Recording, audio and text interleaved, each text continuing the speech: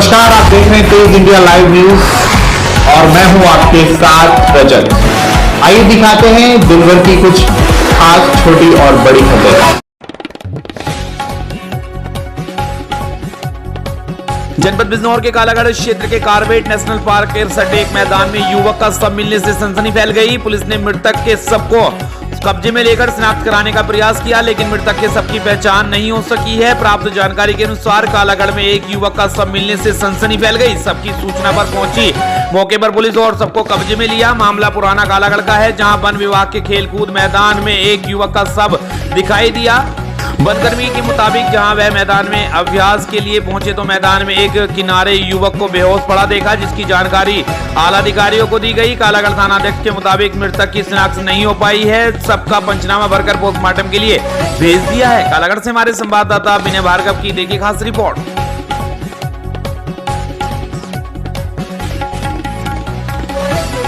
वहीं उत्तर प्रदेश के जनपद कौशाम्बी के चरवा थाना क्षेत्र में 2022 में महिला पर हुए एसिड अटैक के मामले में कौशाम्बी प्रशासन ने कार्रवाई करते हुए 3 अभियुक्तों की गैंगस्टर एक्ट 14A के तहत संपत्ति को कुर्क कर लिया है, जिसकी जानकारी देते हुए पुलिस अधीक्षक कौशाम्बी ब्रजेश कुमार श्रीवास्तव ने बताया कि मामले में 8 अभियुक्तों के खिलाफ चार्जशीट दाखिल की गई थी, जिनमें 3 अभियुक्तों की लगभग 37,12,000 रुपए की संपत्ति को कुर्क किया गया है, जिसमें मोहम्मद आजम की बाग और जमीन को मिलाकर तकरीबन 30 लाख व उसके सहयोगी ब्रेजा गाड़ी व पल्सर मोटरसाइकिल को कुर्क कर लिया गया है। साथ ही शेष अभियुक्तों के खिलाफ भी अभियोगों की कार्रवाई तेज करते हुए न्यायालय से जल्द ही सजा दिलाने का काम किया जाएगा।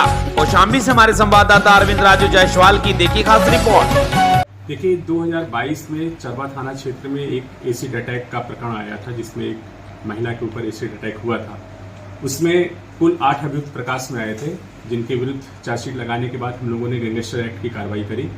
उसी गैंगस्टर एक्ट में 14A के अंतर्गत 3 अभियुक्तों को जिनके पास संपत्ति थी उन्हें उनकी कुर्की की कार्रवाई की गई है। इसमें मोहम्मद आजम का 30 लाख रुपए का बाग और जमीन है। इसके अलावा उसका जो एक अन्य सहयोगी है उसकी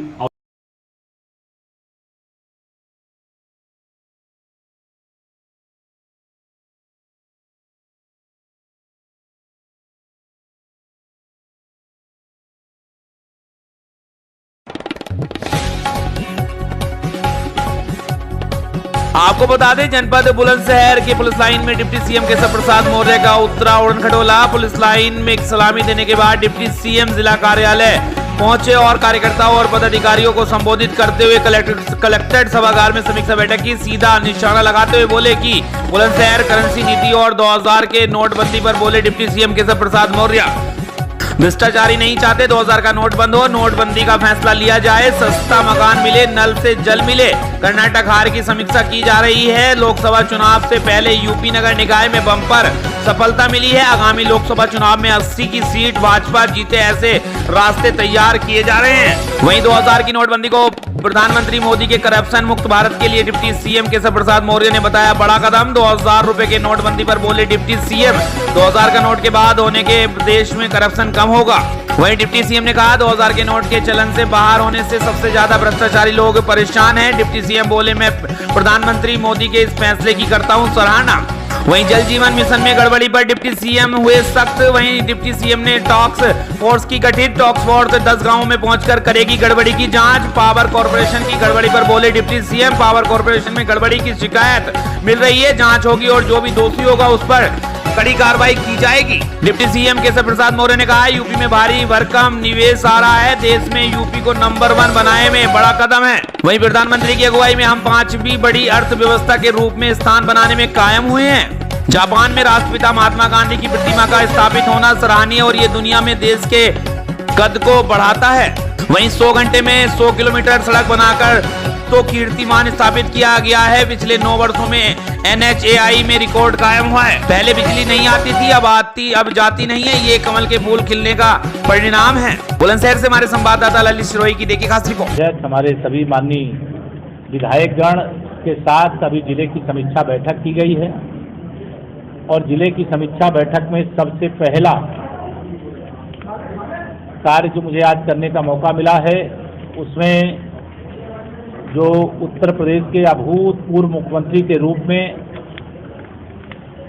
शानदार ढंग से कार्य किया और जिन्होंने श्री राम जन्मभूमि पर भव्य मंदिर निर्माण कराने के लिए मुख्यमंत्री की कुर्सी को न्यौछावर करने का काम किया था, ऐसे पद्म विभूषण बाबूजी कल्याण सिंह जी के नाम पर। आपको बता दें वहीं जनपद बरेली के आंवला तहसील क्षेत्र के अलीगंज हैंडलिंग से जुड़े दर्जनों गांव में बिजली ट्रिपिंग में 4 घंटे भी बिजली ना चलने व अन्य समस्याओं को देखते हुए योगी कल्याण समिति सामाजिक संगठन के संस्थापक एवं संरक्षक महंत योगी विजय देवनाथ महाराज ने बिजली घर पर डाला झूला लगाया आग के कंडे का धुना। भ्रष्टाचार के खिलाफ आवाज उठाने वाले महंत योगी विजय देवनाथ महाराज ने हाल ही में एक वीडियो वायरल की है, जिसमें उन्होंने कहा कि अलीगंज बिजली घर से जुड़े दर्जनों गाँव को नहीं मिल पा रही है बिजली और बिजली व्यवस्था बिल्कुल ध्वस्त है। संबंधित अधिकारी अपने मजे में चूर है और विद्युत कनेक्शन धारी भीषण गर्मी में बिजली के ना होने से परेशान है। लगभग सप्ताह भर से बिजली के ना आने से परेशान है, लेकिन सप्ताह भर से बिजली वाला खेल शुरू हो चुका है, जो बिल्कुल बर्दाश्त नहीं किया जाएगा और भी बिजली विभाग के संबंधित कार्यों को जल्द कराने की मांग की गई है, जो आज तक नहीं हुए। योगी महाराज ने चेतावनी दी, अगर समाधान नहीं हुआ तो बिजली घर अलीगंज पर झूला डालकर यहीं तपस्या करूंगा और शुद्ध बुद्धि के लिए कंडे जलाए हैं। तभी सूचना पाकर एसडीएम अलीगंज रविंद्र कुमार व अलीगंज जेई रमेश चंद गौतम मौके पर पहुंचे और उन्होंने महाराज जी को आश्वासन दिया कि आपकी बात का संज्ञान लेकर पूरा किया जाएगा, जर्जर तार को सही कराया जाएगा और ट्यूबवेल वालों को 10 घंटे लाइट दी जाएगी और देहात क्षेत्र को 12 घंटे लाइट दी जाएगी। और उन्होंने कहा कि जो लोग कटिया डालते हैं उन पर भी बड़ी कार्रवाई की जाएगी। कुछ कनेक्शन वालों ने बिल जमा नहीं किया है, उन्हें अभियान चलाकर बिजली बिल जमा कराया जाएगा। इन सभी बातों को संज्ञान में लेते हुए योगी कल्याण समिति के संस्थापक एवं संरक्षक ने अपना अनशन खत्म किया। इस मौके पर योगी कल्याण समिति के राष्ट्रीय अध्यक्ष अवधेश यादव, पूर्व प्रधान महेंद्रपाल यादव एवं समस्त टीम व बिजली विभाग की टीम मौजूद रही। बरेली के आंवला से हमारे संवाददाता आनंद किशोर मौर्य की देखिए खास रिपोर्ट। क्षेत्र अलीगंज में सुचारू रूप से बिजली नहीं चल रही, जगह जगह हर गांव में जाके देख लीजिए, लगभग बहुत कम गांव ऐसे मिलेंगे जिनमें नंगे तार नहीं हो और आए दिन दुर्घटना घटती भी और घटने के चांस ज़्यादा रहते हैं। हमारे गांव में करीब करीब 2-3 साल पहले 2 आदमी गुजरे थे, तो और तब भी मैंने ये कहा था कि नंगे तार जो चल रही हैं इनको आप जो केबल आती है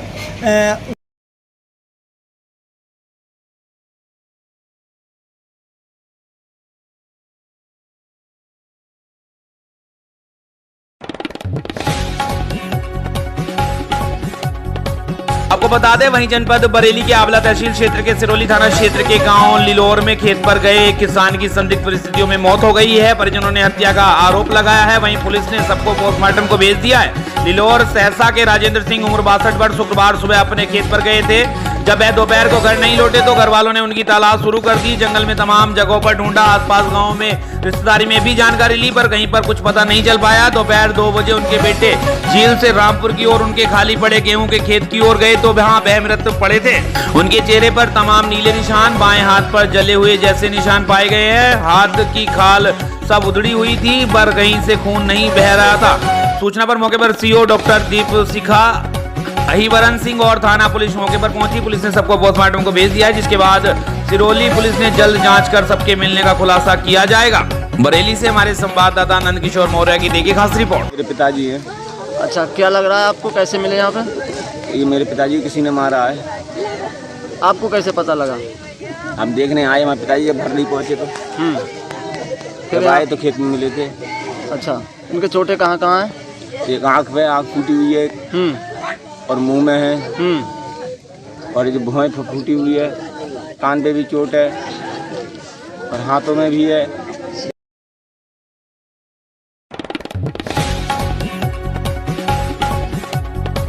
आपको बता दें वहीं जनपद बदायूं में परिजनों ने पत्नी पर ही पति को जहरीला पदार्थ खिलाने का लगाया आरोप। इलाज को ले जाते समय पति की हुई मौत। जी आपको बता दें मामला थाना शरीफनगर क्षेत्र के ग्राम हसनपुर टप्पा भविष्य का सामने आया है, जहां पर मृतक के परिजनों ने मृतक की ही पत्नी पर उसके पति को जहर खिलाने का आरोप लगाया है, जबकि हमारा चैनल इसकी पुष्टि नहीं करता है। आपको बता दें थाना शरीफनगर पुलिस ने सबका पंचनामा भरकर सब पोस्टमार्टम के लिए भेज दिया है। पुलिस का कहना है कि पूरे मामले की जानकारी पोस्टमार्टम रिपोर्ट के आने के बाद हो सकेगी। वहीं परिवार वालों का रो रो कर बुरा हाल है। मिली जानकारी के मुताबिक बताया जाता है कि दाताराम पुत्र हरदेव का बेटा और पुत्र वधू अलग घर में रहते हैं। तब इन दोनों में आपसी कुछ झगड़ा हो जाने पर राम भरोसे को जहरीला पदार्थ खिला दिया है। जब राम भरोसे को उल्टियां होने लगी तब आसपास के लोगों ने गेट खुलवाया। पत्नी घर के अंदर ही मिली। आनन फानन में इलाज के लिए ले जा रहे थे कि रास्ते के दौरान राम भरोसे ने दम तोड़ दिया। इसकी सूचना जरीफ नगर पुलिस को दे दी गई है। पुलिस ने सबका पंचनामा भरकर पोस्टमार्टम के लिए भेज दिया है। बदायूं से हमारे संवाददाता सोमवीर सिंह यादव की देखिए खास रिपोर्ट। मेरो लड़का राम भरोसी और पुतबहू एक अलग दूसरे कमरा में रहते हैं और उसने कोई झगड़ा आपस में हो गया तो उसने कुछ जहर दे दिया उसके लिए राम भरोसी को। मुझे मालूम पड़ी तो बड़ी मुश्किल से उन्हें किवाड़ खोली और किवाड़ ताड़ा तक किवाड़ लगा ली उसने। किवाड़ लगा के फिर हम खुलवा के फिर बागेताई ले गए हम। तो हमने दवाई फवाई दिलवाई तो वो ख़त्म हो गया, दम तोड़ गया।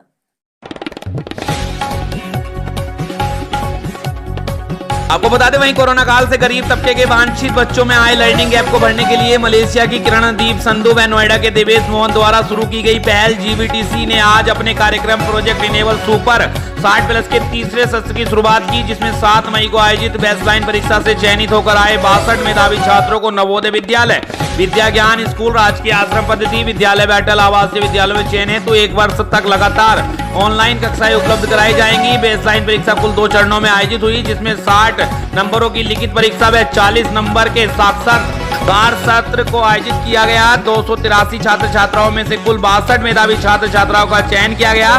शनिवार को भव्य समारोह में अयोध्या के नवनिर्वाचित मेयर गिरीशपति त्रिपाठी की पत्नी प्रतिनिधि के रूप में राजलक्ष्मी त्रिपाठी के हाथों से एंड्रॉइड मोबाइल व पुस्तक सेट प्रदान किए। कार्यक्रम में मुख्य अतिथि के तौर पर नवनिर्वाचित मेयर गिरीशपति त्रिपाठी की प्रतिनिधि के तौर पर राजलक्ष्मी त्रिपाठी, विशिष्ट अतिथियों के रूप में प्राचार्य यश विद्या मंदिर सरिता त्रिपाठी, डीसी प्रशिक्षण आदर्श सिंह, डीसी कम्युनिस्ट नमन राज, प्राचार्य साकेत महाविद्यालय अयोध्या डॉक्टर अभय सिंह, साकेत महाविद्यालय अयोध्या से राजनीति शास्त्र के पूर्व विभाग अध्यक्ष रामकृष्ण जायसवाल, उप प्राचार्य यश विद्या मंदिर क्रिश्चियन वाणिज्य विभाग साकेत महाविद्यालय से अशोक मिश्रा, जिला शिक्षा प्रशिक्षण संस्थान के करुणा शंकर तिवारी मंच पर आसीन रहे।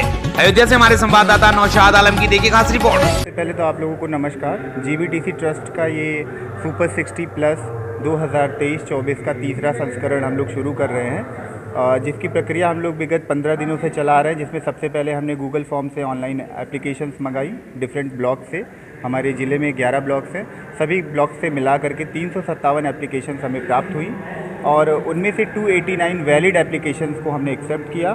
289 वैलिड एप्लीकेशंस वाले बच्चों को हमने साहबदीन सीताराम बालिका इंटर कॉलेज में बुला करके 7 तारीख को उनका असेसमेंट किया, बेसलाइन असेसमेंट, जिसमें बच्चों की लिखित परीक्षा हुई, साथ ही साथ साक्षात्कार हुआ। 60 नंबर की लिखित परीक्षा हुई और 40 नंबर का साक्षात्कार हुआ। दोनों ही को मिला करके मेरिट बनाई गई और चयनित बच्चों को आज के कार्यक्रम में रामकथा संग्रहालय में मोबाइल डिस्ट्रीब्यूशन प्रोग्राम के लिए बुलाया गया है। कितने बच्चों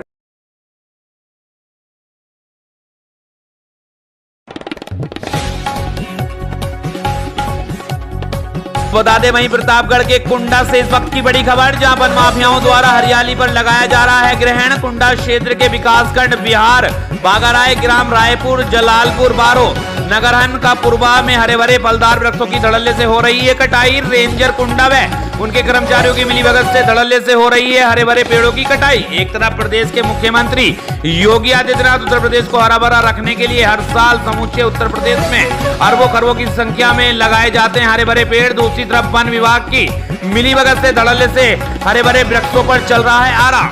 आपको बता दें मामले को लेकर कई बार प्रतापगढ़ जिले के डीएफओ व रेंजर कुंडा से प्रदेश के मुख्यमंत्री के ट्वीट पर शिकायत करने के बाद कहते हैं वन विभाग के रेंजर मौके पर टीम भेजी गई है, फिर भी वन माफियाओं के हौसले बुलंद हैं। आए दिन हो रही है हरे भरे वृक्षों की कटाई। प्रतापगढ़ के कुंडा से हमारे संवाददाता रत्नेश कुमार शुक्ला की देखिए खास रिपोर्ट।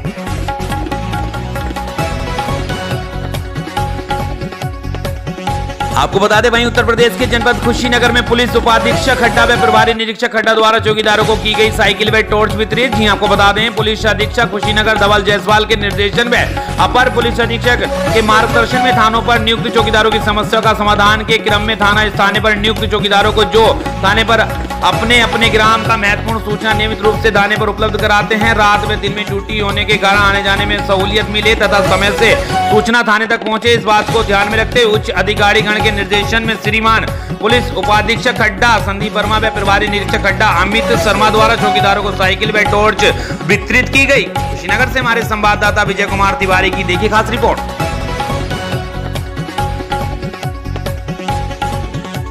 को बता दें वहीं झांसी के बबीना विधायक राजीव सिंह पारीछा ने आज पुलिस क्षेत्राधिकारी सदर के खिलाफ आरोप लगाते हुए थाने का घेराव किया है और धरने पर बैठ गए। उन्होंने आरोप लगाते हुए बताया कि बड़ा गांव थाना क्षेत्र के अंतर्गत बीते दिनों हुई दलित वृद्ध की हत्या के आरोपियों को बचाया जा रहा है। आरोप लगाया कि सीओ द्वारा पीड़ितों को लगातार धमकाकर शासन की मंशा के खिलाफ काम किया जा रहा है। उन्होंने सीओ सदर पर दबंगों को संरक्षण देने का आरोप लगाते हुए उनके खिलाफ कार्रवाई करने की मांग की है। सूचना मिलते ही एसपी सिटी सहित अन्य अधिकारी मौके पर पहुंचे और विधायक से बातचीत कर निष्पक्ष कार्रवाई का आश्वासन दिया है। वहीं विधायक ने आरोप लगाया कि सीओ सदर द्वारा लगातार अवैध कार्य करने वालों को संरक्षण दिया जा रहा है। जब से उन्होंने सर्किल का चार्ज लिया है तभी से क्षेत्र में अपराध हो रहे हैं। आरोप लगाया कि कमजोर वर्ग के पीड़ित लोगों को न्याय नहीं मिल रहा है। झांसी से हमारे संवाददाता समद अली की देखिए खास रिपोर्ट।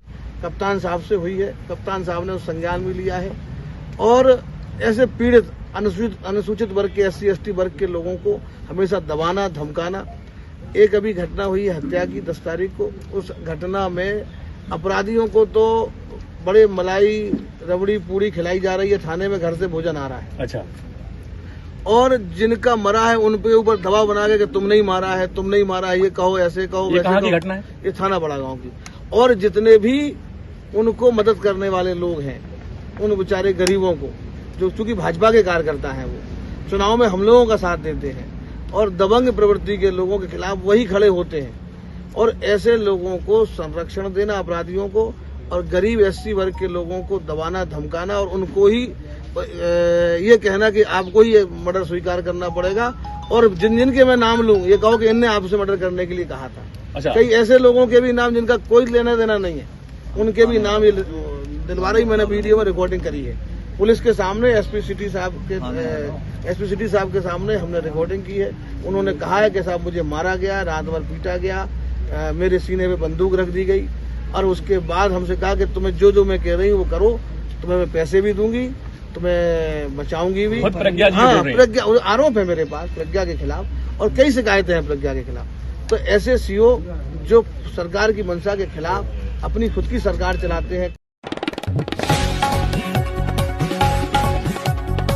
आपको बता दें वहीं उत्तर प्रदेश के जनपद झांसी में सुबह से शाम तक अपने दोस्तों के साथ खेल में मस्त रहने के बाद देर रात 19 वर्षीय नवयुवक का शव पेड़ से लटका मिला। घटना की जानकारी मिलने पर परिजनों में हाहाकार मच गया। आपको बता दें जानकारी के मुताबिक थाना थोड़ी फतेहपुर निवासी स्वामी प्रसाद कुशवाहा के 19 वर्षीय पुत्र पंकज का शव देर रात खेत के किनारे एक पेड़ पर लटका हुआ मिला। परिजनों ने बताया कि पंकज पूरे दिन अपने दोस्तों के साथ रहा। शाम के समय पंकज के द्वारा क्रिकेट भी खेला गया। तो वहीं देर शाम पंकज सोच क्रिया की बात कहकर घर से निकला था, लेकिन जब वह देर शाम तक घर नहीं लौटा तो परिजनों के द्वारा उसकी खोजबीन की गई। तो वहीं खेत में लगे हुए एक पेड़ पर पंकज का शव फांसी के फंदे पर लटका हुआ देखा गया। मामले की जानकारी मौके पर पहुंचे परिजनों के द्वारा पुलिस को दे दी गई है। मौके पर पहुंची पुलिस ने सबको कब्जे में लेकर विधिक कार्रवाई शुरू कर दी है। तो वहीं परिजनों ने बताया कि पंकज के द्वारा यह कदम क्यों उठाया गया इसकी जानकारी उन्हें नहीं है। उस घटना के बाद परिजनों में कोहराम मच गया है। झांसी से हमारे संवाददाता समद अली की देखिए खास रिपोर्ट। फांसी लगा ली। फांसी की वजह कैसे पता चली आपको? ढुलाई करी। अच्छा, फांसी कब लगा ली? जो 10 बजे से ढुलाई करी, 12-1 बजे लगा पता पड़ो। 12-1 बजे पता चला। हाँ। अच्छा, रात्रि में। हाँ। अच्छा, क्या करता था बच्चा आपका? कुछ नहीं, जो खेती किसानी का काम करना पड़ा था। अच्छा, खेती किसानी का। उम्र कितनी होगी लगभग? वही 19-20 के लगभग। अच्छा, आप लोग आज कहाँ आए हैं? मऊ पोस्टमार्टम कराने। हाँ। अच्छा, जी बताइए, पुलिस पहुंची थी मौके पे? हाँ, पुलिस पहुंची। शिकायत दर्ज करने गए तो पुलिस तुरंत आई थी।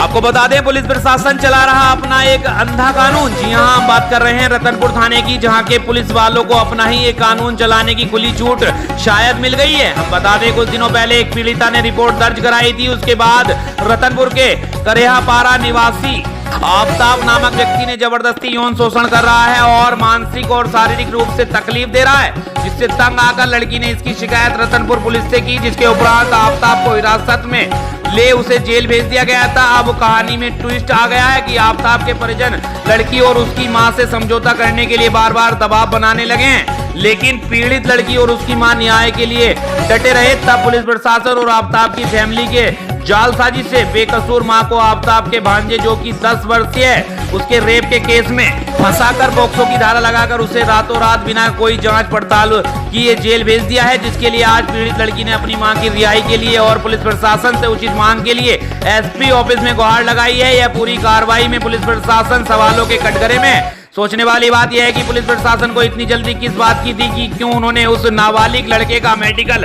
नहीं करवाया। प्रशासन को ऐसा क्या सबूत मिल गया जिससे महिला को रातों रात जेल भेजना पड़ा। आज गरीब बेसहारा मां बेटी को न्याय दिलाने के लिए रतनपुर के साथ साथ बिलासपुर और प्रदेश के लोगों को लड़ाई लड़ रही है। छत्तीसगढ़ के बिलासपुर से हमारी संवाददाता लक्ष्मीप्रीति सोनी की देखे खास रिपोर्ट। मतलब कैसे गलत हो रहे हो आप? शारीरिक संबंध बनाना, प्रताड़ित करना, धर्म परिवर्तन के लिए प्रताड़ित। कौन है वो आदमी जो आपसे ये सब कर रहा था? आफ्ताब मोहम्मद। आफ्ताब कहाँ के रहने वाला है आफ्ताब? रतनपुर। तो ये कितने समय पहले की घटना है जो आपके साथ में हो रही थी? ये अभी 2 महीने पहले की घटना है। अच्छा, उसके बाद में? उसके बाद में मैं रिपोर्ट करवाई तो बहुत ज़्यादा हम लोग को प्रताड़ित कर रहे थे इतने समय से। बहुत ज़्यादा केस वापस ले लो, पैसा ले लो, मारपीट करना। अभी 2 दिन पहले मेरे को मिले भी थे, बोले थे कि या तो तुम केस वापस ले लो या तो हम लोग तुम्हारी माँ को मरवा देंगे या झूठे केस में फंसवा देंगे करके। अच्छा, धमकी भी देते थे, रोज़ धमकी देते थे जान से मार देने की। तो केस वापस ना लेने पे मेरी माँ को झूठे आरोप में फंसा दिए। किस झूठे आरोप में कैसे फंसाए हैं? जिस लड़के के ऊपर आरोप लगा है जो मेरे साथ गलत किया, उसके खुद की बुआ के लड़के के साथ मेरी माँ गलत की ऐसा करके झूठा आरोप लगाए हैं मेरी माँ को फंसाने के लिए, ताकि मेरे ऊपर दबाव पड़े। आपको एक की धारा लगाया गया है क्या आपकी माँ के ऊपर? हाँ। क्या नाम है आपकी माँ का? मेरी माँ का नाम अन्नपूर्णा पांडे। तो वहाँ की जो पुलिस है, रतनपुर की पुलिस है, उनका क्या कहना है? वो जानबूझ के ये सब केस सब सोची समझी शादी से उन लोग की पुलिस के उन लोगों से मिले हुए हैं जानबूझ के मेरी माँ के साथ। उनको भी पता था कि 2 महीने पहले मेरा केस दर्ज हुआ है, मेरे साथ गलत हुआ है। तो आपके केस की कोई सुनवाई नहीं? मेरे केस की सुनवाई हुई। लड़का अरेस्ट हुआ था? हुआ था। तो कितने दिन के लिए अरेस्ट हुआ था? वो अभी 2 महीने से जेल में है।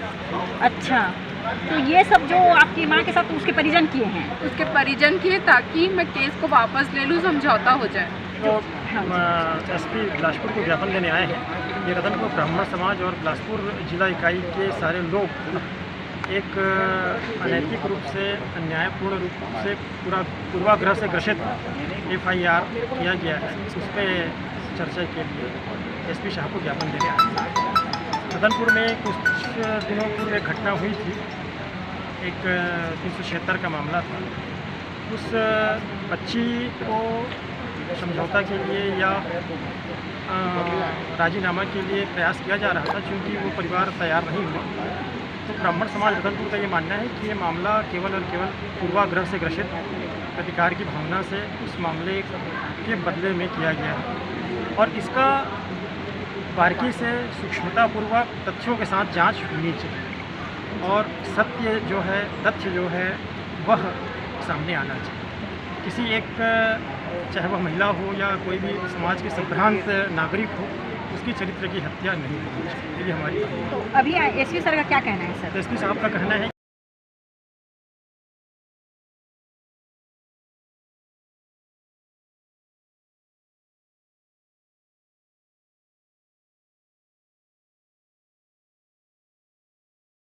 घटना हुई है, ये एक षड्यंत्र का हिस्सा है।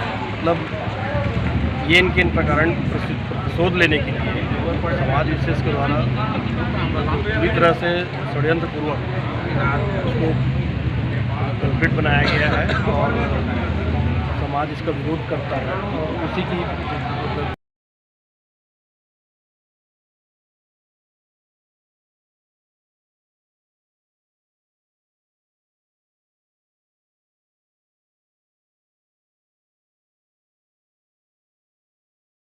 की कोई भी कंप्लेंट होती है तो उसमें कार्रवाई होती है ना। कोई भी एकदम स्पष्ट रूलिंग है। कभी भी अगर पॉक्सो बालक अगर यौन अपराध की वो दे सूचना दे तो उसमें मामला त्वरित मामला कायम होता है और कार्रवाई होती है, जो सुप्रीम कोर्ट की स्पष्ट है। उसमें बच्चों की काउंसलिंग होती है वो नहीं, ऐसा सुप्रीम कोर्ट ने कोई रूलिंग नहीं है कि जिसमें इस तरह के मामले में काउंसलिंग करवा के उनका मामला कायम करे। अगर बालक के विरुद्ध अपराध होता है तो मामला दर्ज होता है। मामला दर्ज हुआ है, उसके बाद तो जांच के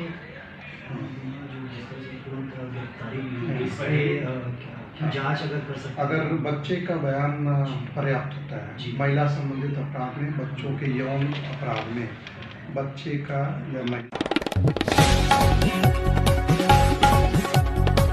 को बता दें, वहीं छत्तीसगढ़ के बिलासपुर में अर्पण योजना के तहत लौटाए गए खोए हुए मोबाइल दिनांक 20 मई को बिलासागुड़ी बिलासपुर में करीबन 160 मोबाइल जो कि गुम हो गए थे या फिर चोरी हो गए थे या चोरी कर लिया गया था, उन्हें साइबर सेल के माध्यम से खोजकर उनके धारकों के सुपुर्द किया गया है, जिसे पाकर लोगों के चेहरे खिल उठे हैं। उनकी खुशी का कोई ठिकाना न था। छत्तीसगढ़ के बिलासपुर से हमारी संवाददाता लक्ष्मीप्रीति सोनी की देखिए खास रिपोर्ट। दिन मंगलवार 1:30 बजे बरौनी एक्सप्रेस में बैठा था मैं, करीब 1:30 बजे चोरी हुई थी मेरी मोबाइल, यानी पूरा 6 महीना 11 दिन के बाद आज प्राप्त हुई है। तो जिस समय चोरी हुई थी उस समय का सिचुएशन और अभी का अरे उस समय तो मैं एकदम हड़बड़ा गया था, बिना मोबाइल बिना पैसे सब इसी में था, कुछ नहीं था मेरे पास। आप जानते हैं कि मोबाइल चोरी हो जाते हैं तो उसको आगे कोई चोर दे देते हैं किसी अन्य व्यक्ति को, या कई बार मोबाइल ऐसा भी होता है कि गिर जाने पे कोई व्यक्ति यूज करना शुरू कर देता है। तो ऐसे मोबाइलों को रिकवर किया गया। साइबर की पूरी जो टीम है, धर्मेंद्र वैष्णव और उनकी जो टीम है, उन्होंने इसको रिकवर किया है। और जब ऐसे लोगों को वापस किया जाता है तो उनकी खुशी भी देखते ही बनती है। जैसा कि आपको मालूम है कि मोबाइल आज सिर्फ एक पैसे का लॉस नहीं है, बल्कि बहुत कीमती जो डाटा होता है, जो आपका रिकॉर्ड होता है, आपके कॉन्टैक्ट्स होते हैं और 50 तरह के ऐप जो आप यूज़ करते हैं वो उसके लिए यूज़ किया जाता है। तो लोगों को के लिए मोबाइल बहुत ही महत्वपूर्ण हो गया है। एक अपील भी मैं करना चाहूँगा कि जब भी आप किसी का मोबाइल प्राप्त करें तो उसको संबंधित थाने में ज़रूर आपको वापस करना चाहिए। नहीं तो अगर उस मोबाइल से कोई अपराध घटित हुआ होता है तो आप उसमें अपराध के भागी बन जाते हैं। आपको बता दें, रतनपुर पुलिस की एक तरफा कार्रवाई के कारण लोगों का फूटा गुस्सा और थाने का किया गिरफ्तार, थाना प्रभारी को निलंबित करने की मांग। हम आपको बता दें, पुलिस प्रशासन की मनमानी कार्रवाई को लेकर आज रतनपुर थाने का घेराव कर आम जनता ने थाना प्रभारी को पद से हटाने की मांग की है और बेकसूर महिला जिसे झूठे पोक्सो एक्ट धारा लगाकर रातों रात अंदर कर दिया गया है तो उसे तत्काल रिहाई की मांग की है और अगर उचित कार्रवाई नहीं हुई तो नगर बंद का ऐलान किया गया है। अब देखना यह होगा कि प्रशासन में ऐसे घूसखोर पुलिस अफसरों के ऊपर क्या कार्रवाई की जाएगी। छत्तीसगढ़ के रतनपुर से हमारे संवाददाता बुद्धि सागर की देखिए खास रिपोर्ट।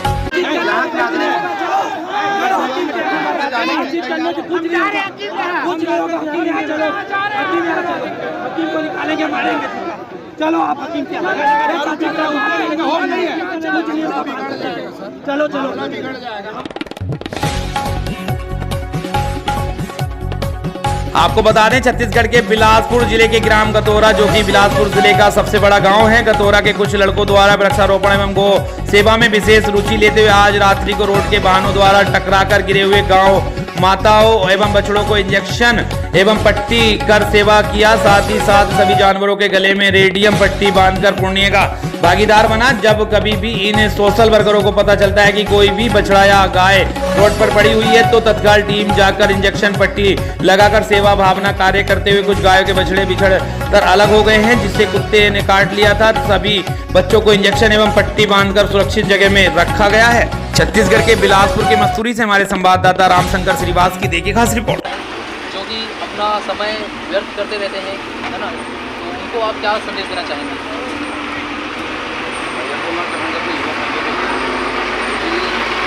सनातन धर्म से हमारे सनातन धर्म में बोला जाता है कि जो परोपकारी जो कार्य है वो हमारा धर्म है। जो कोई दुकान हो गया, हो गया, इन सब में भी हम लोग ईश्वर को देखते हैं और ईश्वर को मानने वाले सभी भाइयों से मैं ये अनुरोध करता हूँ, इन सब में ईश्वर का वास है। क्योंकि सिया राम मैं सब जगह जानी प्रभु को नाम जोड़ी, सब में श्री राम है तो हमको सब में भगवान को देखते हुए उसकी सेवा करना हमारे प्रथम कर्तव्य होना चाहिए। तो आजकल के जो युवा हैं ना, उसको यही संदेश देना चाहूँगा कि अपने धर्म की ओर और कुछ अच्छे कर्म की ओर आगे बढ़े।